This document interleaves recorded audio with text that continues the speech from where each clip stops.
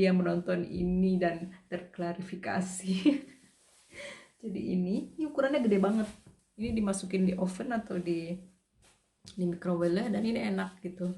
Jadi kita tinggal kayak begini. Dan ini sampai ke sini. Lihat nih sampai ke dada kita di sini anget.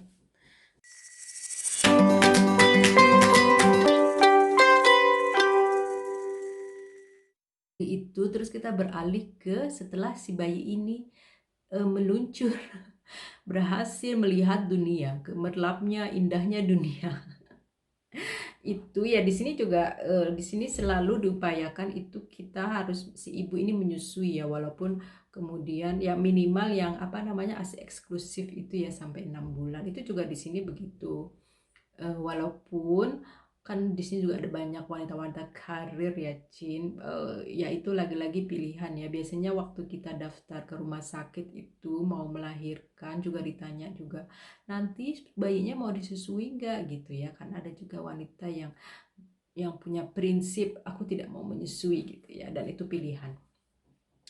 Jadi kalau yang apa namanya, yang kemudian bilang iya dong, aku mau nyusuin bayiku gitu ya. Itu biasanya juga nanti ada kayak sesi yang nanti si bidan ini juga akan membantu karena menyusui itu tidak mudah, Cin.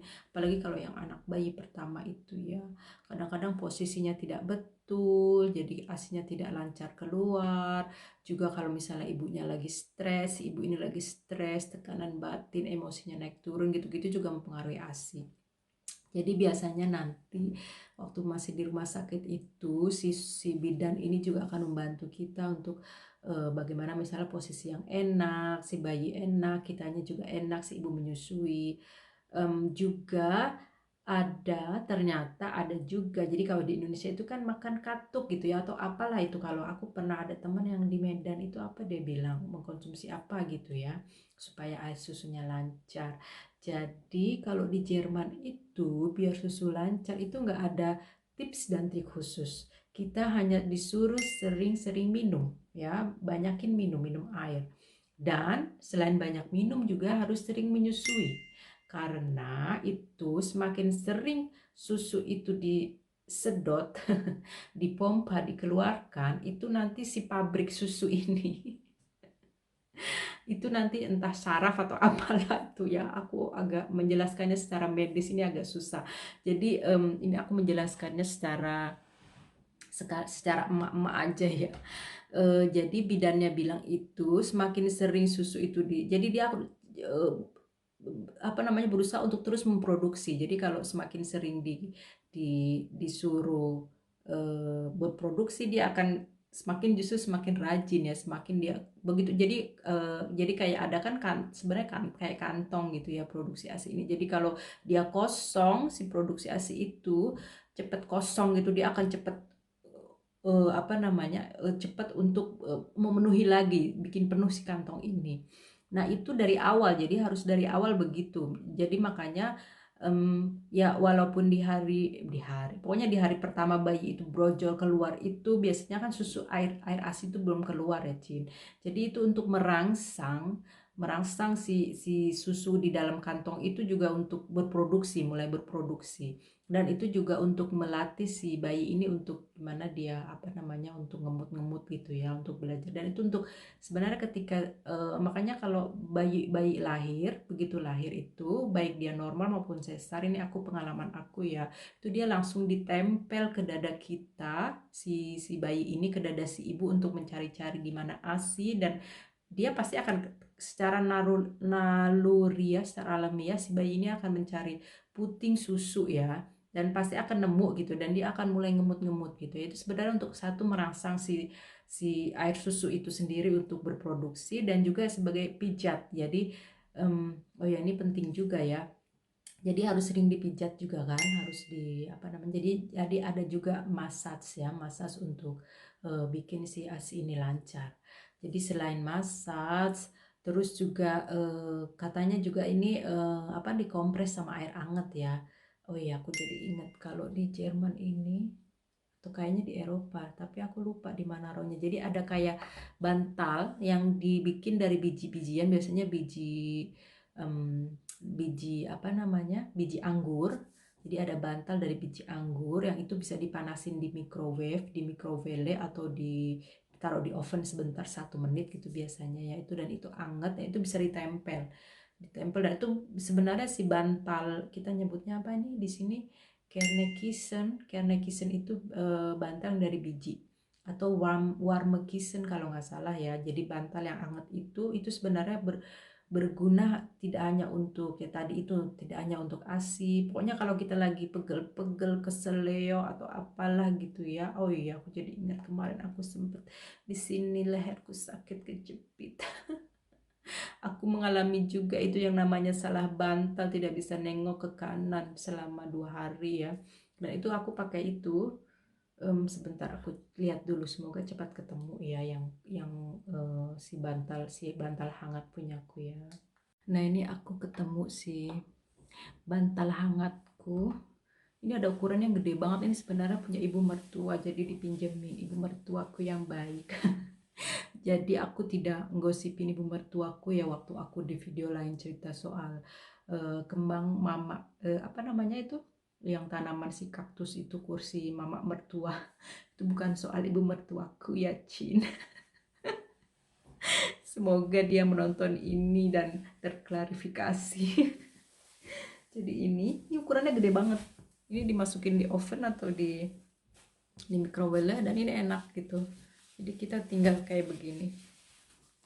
Dan ini sampai ke sini, lihat nih sampai ke dada kita di sini anget. Dan ini kalau kemarin aku sakit punggung lah apa itu, leher-leher kejepit, ini enak gitu, tinggal jadi anget, tinggal diselempangin ke sini kayak shawl, tapi dia anget untuk berapa saat, berapa menit ya, lumayan, kayaknya setengah jam gitu ya. Ada juga yang ukuran lebih kecil, ini yang punya kita sendiri. Ini juga nih kan, ini ya dari biji ini lebih kecil tuh, ini lebih kecil. Terus ada juga yang bukan dari biji, dia kayak gini. Jadi ini kalau ini multifungsi nih, dua fungsinya, dua double, jadi bisa panas bisa dingin. Kalau buat terkilir atau apa bisa taruh di kulkas atau di freezer ya untuk berapa menit gitu kalau di freezer, atau di kulkas 1 jam kalau nggak salah di kulkas. Pokoknya bikin dia dingin, terus tinggal ditempel untuk apa kalau kita terkilir atau apa gitu ya. Tapi ini juga bisa dipanasin, bisa ditaruh di oven atau di microwave untuk bikin hangat, sama aja. Ini juga buat ini sih kayak gini tuh. Ini aku kemarin dapatnya dari Lidl atau Aldi gitu-gitulah. Pokoknya dia sering ada anggebot, ada tawaran. Oh iya, nanti aku rencananya sih juga cerita soal tip dan triks untuk belanja murah dan mendapatkan belanja yang murah di Jerman. Cerita soal macam-macam supermarket gitu ya, Cin. Tapi nanti aja ya. Semoga kita bisa ketemu lagi di saluran selanjutnya. Jadi selain pakai si bantal hangat, itu bisa juga mandi di air hangat. Kalau di sini kan ya, Cin, di Eropa itu khususnya di Jerman itu gampang. Jadi kalau mandi selalu pakai air hangat ya, apa namanya, shower gitu-gitu, air hangat, dan itu bisa dibuat juga memperlancar ASI. Jadi segala sesuatu yang hangat itu bisa melancarkan ASI, jadi banyak minum. Terus kalau ya di hari-hari pertama itu kan biasanya masih agak-agak belum lancar ya, dan itu tapi harus terus dipaksain gitu ya kalau kita mau menyusui ya. Kalau kita mau menyusui dan ASI kita banyak lancar itu, eh, selain nanti ada pijat-pijat khusus juga pakai itu air anget, banyak minum, dan ini yang penting, 3, apa itu istilahnya kalau di Jerman tuh namanya Kräuter itu kayak bumbu gitu ya. 3 bumbu yang harus dihindari. 3 herbal yang pantang dikonsumsi selama menyusui. Yang pertama itu ada namanya petersilie. Petersilie itu parsley ya dalam bahasa Inggris ya. Dalam bahasa Indonesianya mungkin sama, parsley ya. Itu sebaiknya tidak dikonsumsi. Katanya sih kalau dalam jumlah yang masih sedikit itu masih oke, masih nggak apa-apa si petersilie ini, si parsley ini. Tapi aku juga waktu selama menyusui aku mencoba menghindari. Jadi kalau kalau ada apa namanya makanan yang bumbunya ada parsley-nya, aku mencoba untuk tidak mengkonsumsinya selama menyusui ya.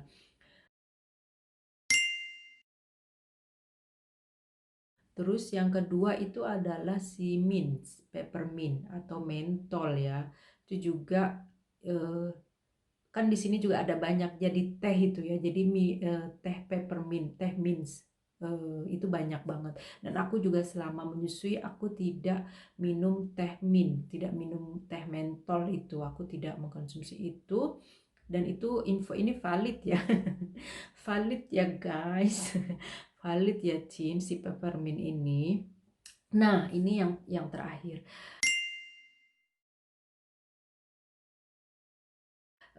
Bumbu yang benar-benar harus dihindari selama kita menyusui itu adalah salbe. Salbe itu dalam bahasa Inggris kayaknya sama ya, salbe. Itu benar-benar manjur untuk bikin ASI stop. Si peppermint juga katanya begitu ya, tapi yang paling ampuh ini si salbe ini. Jadi kalau apa namanya sudah bayinya misalnya masih udah kita mau sapi gitu ya dan kita tidak mau menyusui lagi, biasanya perempuan-perempuan Jerman itu, ini juga kata ibu mertuaku ya, dia itu kalau misalnya udah mau menyapih tidak bisa, biar supaya susunya tidak lagi keluar, itu mengkonsumsi itu. Jadi minum teh si peppermint sama si salbei. Salbei ini kan juga ada yang bisa jadi teh. Jadi selain jadi teh juga kadang menjadi bumbu. Jadi itu yang harus dihindari. Jadi selain yang tiga itu kayaknya apalagi ya? Ya, ya kopi, teh yang tadi mengandung nikotinnya yang tinggi. Nikotin atau kafein sih? Kafeinnya tinggi itu juga selama menyusui itu tidak dikonsumsi dulu.